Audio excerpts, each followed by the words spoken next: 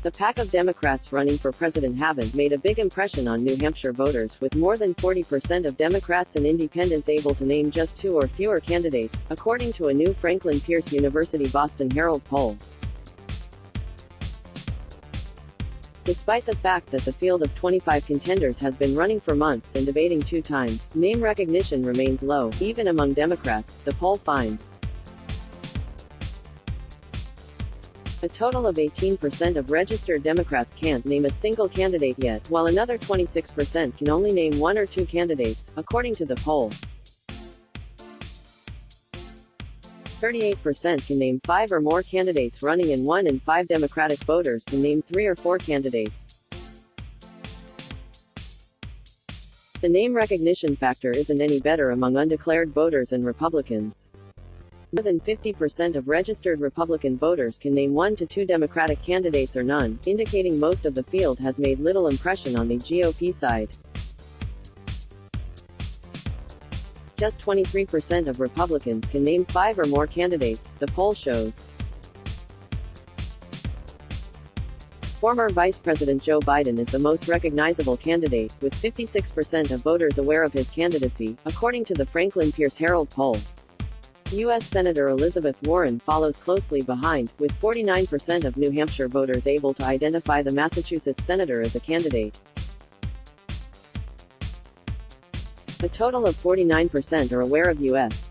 Senator Bernie Sanders' candidacy, and 42% are aware of U.S. Senator Kamala Harris's campaign, but the recognition drops sharply after that. Pollster R. Kelly Myers of RKM Research said he was surprised that more voters couldn't name even Biden, Warren and Sanders as candidates, considering they are the front-runners. It's pretty remarkable, Myers said. It seems as if more candidates get in the race, it's created more confusion than clarity. Just 26% of voters can name U.S. Senator Cory Booker or South Bend Mayor Pete Buttigieg as presidential candidates, while only 21% are aware of former Rep. Beto O'Rourke's candidacy, the poll finds. U.S. Rep. Tulsi Gabbard of Hawaii was named by 15% of voters in the survey, while entrepreneur Andrew Yang was named by 10% of all voters and author Marianne Williamson was named by 9%, the poll reveals. Less than 1% of all voters were able to name U.S. Representative Seth Moulton, U.S. Representative Tim Ryan and Mayor Wayne Messam.